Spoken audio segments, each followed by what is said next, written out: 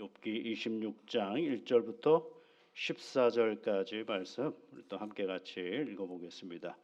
욥이 대답하여 이르되 네가 힘없는 자를 참 잘도 도와주는구나.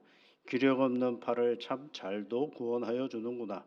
지혜 없는 자를 참 잘도 가르치는구나. 큰 지식을 참 잘도 자랑하는구나. 내가 누구를 향하여 말하느냐? 누구의 정신이 내게서 나왔느냐? 죽은 자들의 영들이 물밑에서 떨며 물에서 사는 것들도 그러하도다. 하나님 앞에서는 수월도 벗은 몸으로 드러나 멸망도 가림이 없음이라. 그는 북쪽을 허공에 펴시며 땅을 아무것도 없는 곳에 매다시며 물을 빽빽한 구름에 싸시나 그 밑에 구름이 찢어지지 아니하느니라.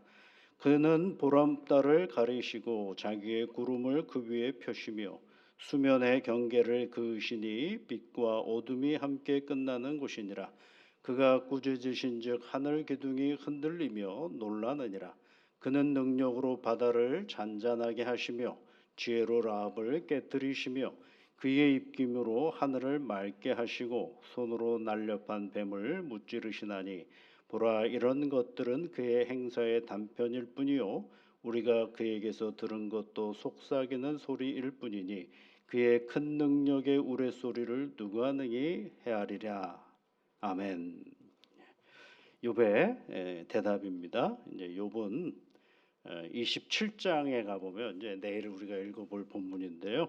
여기 보면 이제 세 친구들에 대한 말에 대한 욥의 종합적인 말을 하는 장면이 이제 27장에 있습니다. 25장에 이제 빌닷이 얘기한 장면인데 6절로 끝나죠. 그 다음에 이제 그다음 또 한 친구가 등장해야 되거든요. 그 친구가 등장을 해야 되는데 그 친구는 등장을 하지를 않습니다. 그 친구가 이제 우리가 엘리바스 그다음에 빌닷하고 또 어떤 친구가 등장하기 시작하냐면 소발 이렇게 등장할까요? 엘리바스, 빌닷, 소발. 엘리바스, 빌닷, 소발.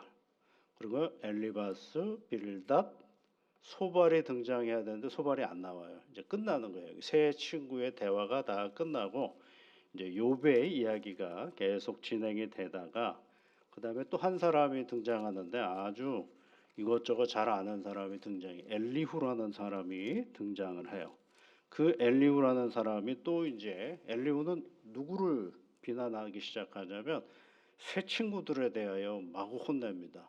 왜 혼내느냐면 너희들은 어떻게 하나님을 믿는 사람들이 하나님을 제대로 설명을 못해서 욥이 아직도 회개를 못하게 만드느냐 이런 얘기를 하고 있고요. 또 욥을 향하여서 뭐라고 또 비난을 하기 시작하냐면 야, 너 욥, 네가 정말 하나님 앞에 잘한 사람이야? 아니잖아. 그러면 얼른 회개를 해야지 라고 얘기하는 거예요. 약간의 제3자적인 입장에서 친구들도 꾸짖고 그 다음에 욥도 꾸짖는 그런 사람이 등장하는 게 이제 엘리후라는 사람이 이제 등장하는 거죠. 그런 거 있잖아요, 여러분. 싸움할 때 당사자들이 있잖아요.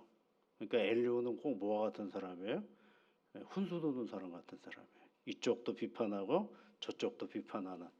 그러니까 다 인간사에서 있는 일들을 하나의 그 스토리화한 이야기라고 할 수가 있는 거죠. 이제 오늘 이야기는 잘 읽어보시면 5절부터 14절까지에 있는 말씀을 가만히 읽어보니까요. 누구를 얘기하느냐 하면 욥은 하나님을 얘기하는 것입니다. 하나님이 만들어 넣어주신 창조 세계를 그의 언어로 표현을 하는 거죠. 그런데 그의 언어를 가만히 읽어보면 말도 안 됩니다, 여러분. 예를 들면 이런 거죠. 7절 말씀 보시면 북쪽을 허공에 펴시며 땅을 아무것도 없는 곳에 매다시며 땅을 이렇게 매달았다는 거예요. 그러니까 한번 생각해 보세요. 아무것도 없는 곳에 어느 날 땅이 생기는 거잖아요.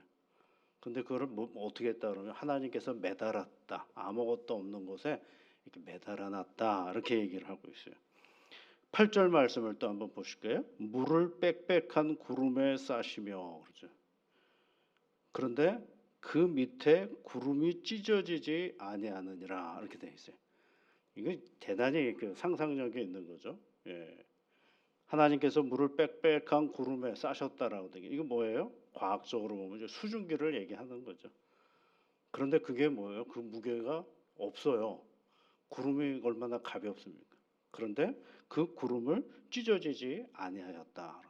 물이라는 걸 가득 감고 있는 구름인데 그것을 찢어지지 않게 했다라는 거죠. 이게 누가 하셨다라는 거예요?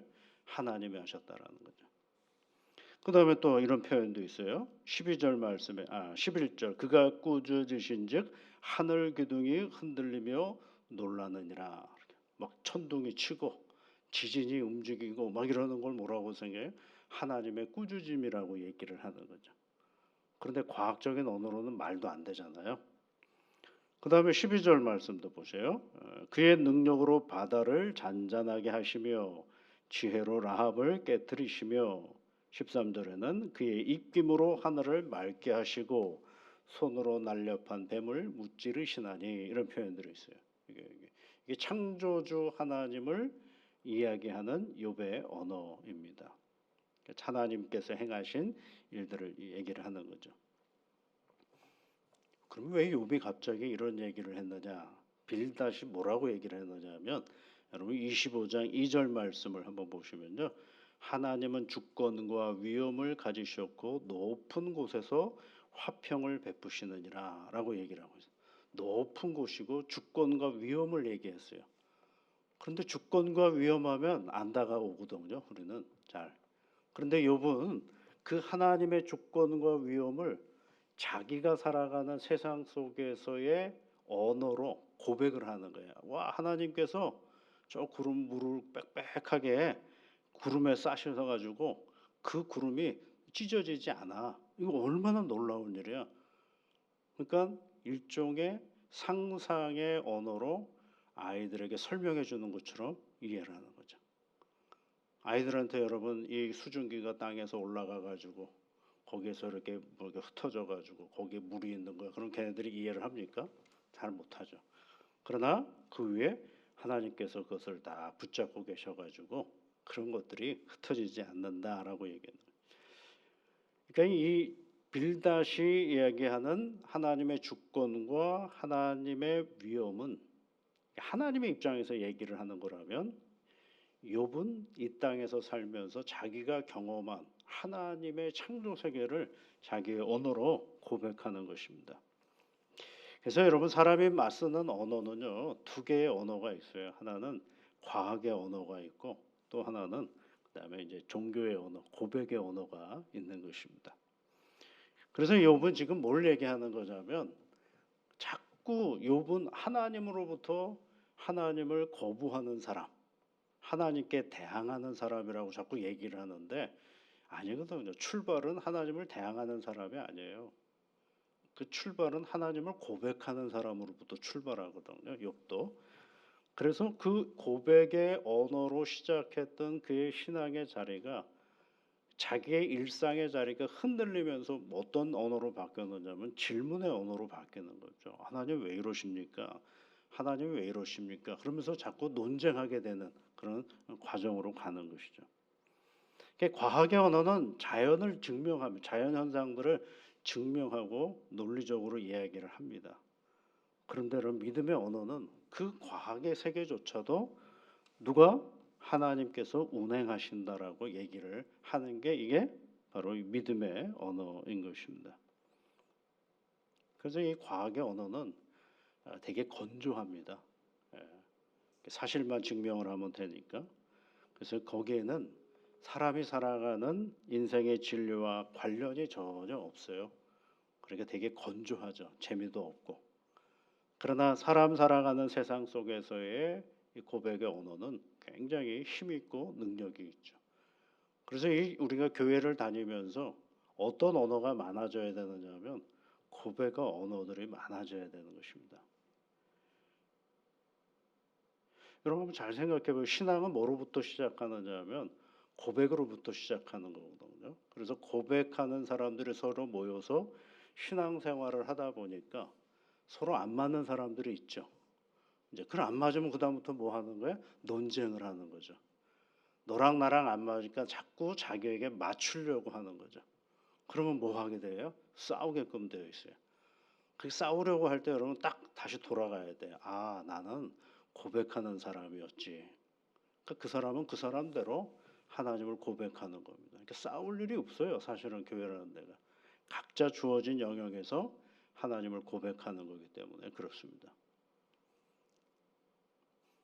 예전에 이제 이렇게 젊은 부부가 하도 맨날 싸우니까 이제 지금 결심을 한 것 같아요. 이 부인 집사님이 결심을 한 것 같아요.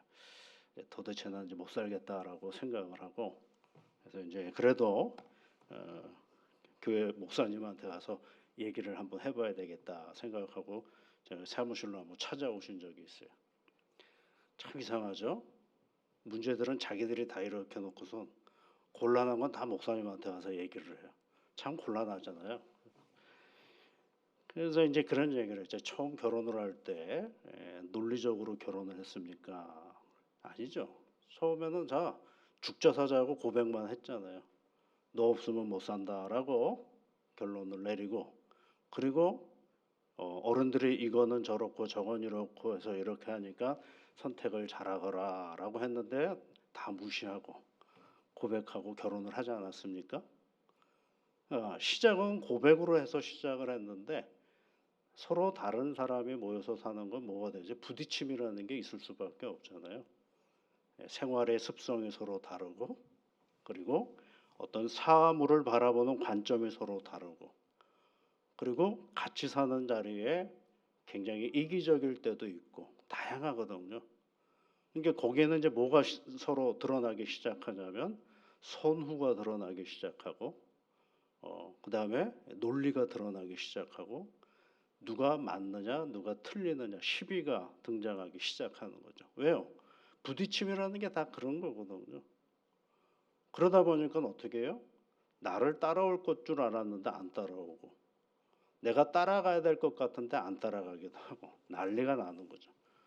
그래서 여러분은 뭐예요? 오죽했으면 부부가 함께 사는 걸 적과의 동침이라고까지 얘기하잖아요. 엄청나게 다르거든요. 그래서 제가 그럴 때 뭐라고 얘기를 하느냐면, 처음 우리가 시작한 건 다 맞아서 시작한 게 아니라 고백하고 시작하지 않았느냐. 그렇더라면 고백의 언어로 다시 돌아가 보자라고 얘기를 했어요. 뭐 그렇게 갈는지 안 갈는지 모르겠지만 시작은 그거거든요. 논쟁에서 누군가를 이길 수는 없어요. 그 사람은 그 사람 나름대로 논리가 있으니까. 그러나 내가 저 사람하고 살게 된 가장 큰 원인은 기승전결해서 그를 선택한 게 아니라 기승전결과 아무 상관없이 어느 날 그가 나에게 사랑으로 다가왔기 때문에 시작되어진 것이 부부거든요. 그러니까 뭐로 시작하면 되느냐? 고백으로 다시 돌아가는 겁니다. 고백으로 돌아가는 겁니다. 신앙의 자리는 역시 마찬가지예요, 여러분. 이 욥이 계속해서 하나님이 왜 그 모양입니까? 왜 하나님 나한테 이런 어려움을 줍니까? 라고 많이 질문하고 화가 나서 부르짖기도 했지만 다시 처음으로 돌아가는 거예요. 욥은 하나님을 고백하고 있는 것입니다. 여러분 그렇습니다. 잘 이해가 안 될 때, 오늘의 나를 전혀 해석이 되지 않을 때, 그것을 내가 가지고 있는 짧은 논리와 경험으로 그 문제를 이해하려고 애쓰지 말고 오히려 고백해 나가는 거예요. 창조주 하나님을 고백해 보는 겁니다. 하나님의 어떤 분이실까를 다시 고백하면 거기서부터 우리의 인생의 문제가 다시 정립이 될 때가 참 많은 것입니다. 그래서 고백을 잃어버린 신앙은 정말 놀랍도록 허무해지기 시작하는 것입니다. 그래서 욥은 여러분 친구들의 이야기를 다 이야기를 듣고 거기에 대해서 반박하기 전에 무엇부터 시작하느냐면 내가 고백하는 나의 하나님에 대하여 다시 정리하고 나가는 것입니다. 그러면서 14절에 뭐라고 얘기를 해요? 보라 이런 것들은 그의 행사의 단편일 뿐이요. 그렇죠. 단편이라는 거예요. 작은 거라는 거예요. 내가 그렇게 바라보고 있는 건 하나님이 행하시는 일의 많은 일 중에 너무 작은 것이다. 그리고 우리가 그에게서 들은 것은 뭐 하는 거예요? 속삭이는 것이다. 다 듣지 못하는 것이다 라고 얘기를 하고 있어요. 그러니까 여러분 다시 우리가 어디로 가야 되냐면 이렇게 저렇게 아직 해석되어지지 않고 이해되어지지 않는 우리 인간의 불합리함이 우리에게 다 있을 때 다시 누구에게로 가야 되느냐면 하나님을 고백하는 자리로 나를 거기에 세워 놓아야 합니다. 거기서부터 다시 출발할 때 하나님께서 이루어 가시는 새로운 것들을 보게 되는 것입니다. 오늘도 우리가 세상을 살아가면서요, 내가 알 수 없는 일들이 내 앞에 다가올 때 이거를 왜 이렇게 됐느냐라고 왕짜증을 내기보다는 오히려 차분히 창조주 하나님을 고백하는 자리로 그 자리를 잘 머물러 보십시오. 그리고 하나님은 새로운 눈, 새로운 마음으로 우리는 그 사태 앞에 우리를 서게 해주시는 분입니다. 그럴 때 거기서 하나님을 고백할 때 거기서 나오는 게 뭐냐면 인생의 문제가 해결되는 것이 아니라 그 하나님을 찬양하면서 그 인생의 문제 앞에 다시 서게 되는 것입니다. 그래서 오늘도 하나님을 찬양하며 고백하며 살아가는 귀한 시간이 되시기를 주의 이름으로 축복합니다. 기도하겠습니다. 하늘에 계신 우리 아버지, 아버지의 이름을 거룩하게 하시며 아버지의 나라가 오게 하시며 아버지의 뜻이 하늘에서와 같이 땅에서도 이루어지게 하소서. 오늘 우리에게 일용할 양식을 주시고 우리가 우리에게 잘못한 사람을 용서하여 준 것 같이 우리 죄를 용서하여 주시고 우리를 시험에 빠지지 않게 하시고 악에서 구하소서. 나라와 권능과 영광이 영원히 아버지의 것입니다. 아멘.